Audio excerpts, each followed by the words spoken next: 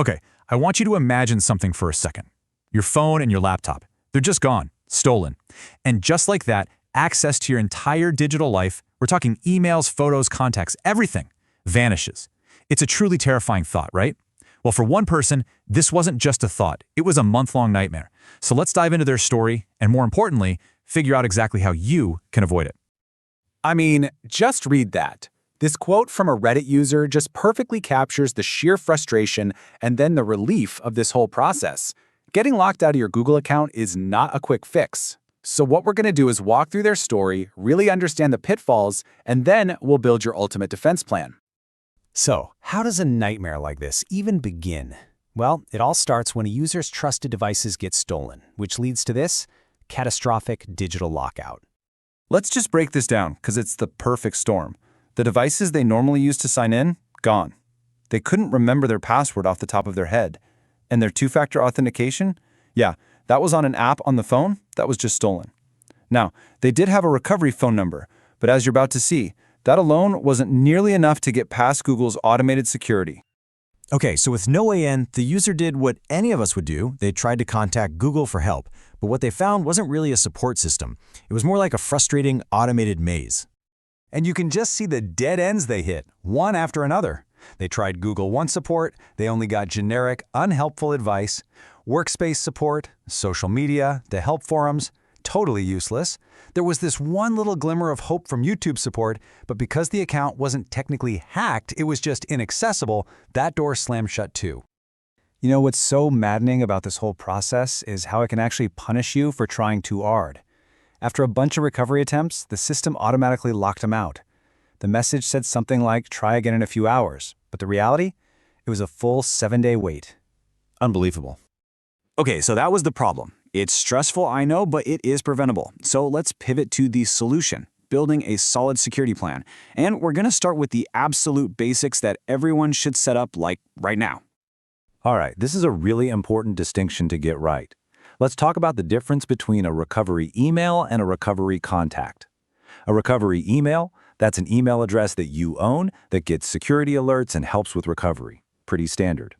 But a recovery contact, and this is a newer feature, is a trusted person whose only job is to help you get back in. They don't get your security alerts, which is a really important privacy distinction. You know, for years, getting a text message with a code felt super secure, but things have changed. SMS messages aren't encrypted. That makes them vulnerable to some pretty sophisticated attacks, like SIM swapping, where a hacker basically tricks your phone company into giving them control of your number. The FBI, CISA, pretty much all security experts have been warning us not to rely on SMS for years now. It's time to upgrade. And that brings us to a really powerful new tool in your security kit. Instead of relying on a vulnerable text message, Google now lets you rely on a person you actually trust. Let's dig into how these recovery contacts work.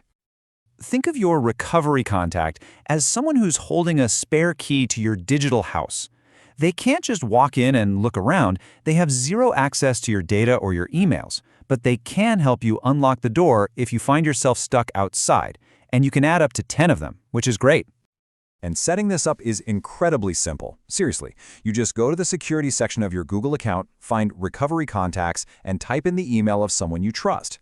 They'll get a request that they need to accept, and that's it. You've just added a powerful new layer of security to your account. Okay, but here's a really critical detail you need to know. This whole process is time-sensitive. The request is only valid for 15 minutes. That's why you have to choose someone who's responsive. You know, a close friend or family member you can get a hold of quickly. The process itself is actually pretty clever and secure. When you're locked out, Google gives you a number. You then share that number with your contact. On their screen, they'll see 3 different numbers, and all they have to do is select the one you gave them. Simple, effective, and really secure. So, what happens if your devices are gone and you can't reach any of your recovery contacts? Is it just game over? Well, not if you've prepared for the absolute worst-case scenario with a good old-fashioned offline safety net. Backup codes are your last line of defense. They're your break glass in case of emergency tool. Google gives you a set of 10 single-use codes that you can print out or save somewhere safe. If every other method fails, you can use one of these codes as your second factor to sign back in and get control of your account. Now, the crucial part here is how you manage these codes. Don't just save them as a file on your desktop. No. Print them out, Store them somewhere physically safe, like in a safe with your passport. Treat them like cash. And remember, once you use a code, it's done. Cross it off the list.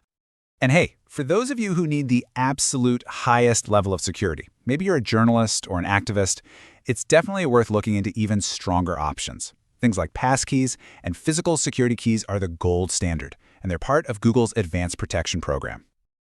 Okay, we have covered a lot of ground, from some scary cautionary tales to some really cool cutting-edge security features. So now let's put it all together into a simple, actionable plan that you can complete in the next 5 minutes to make sure this never, ever happens to you.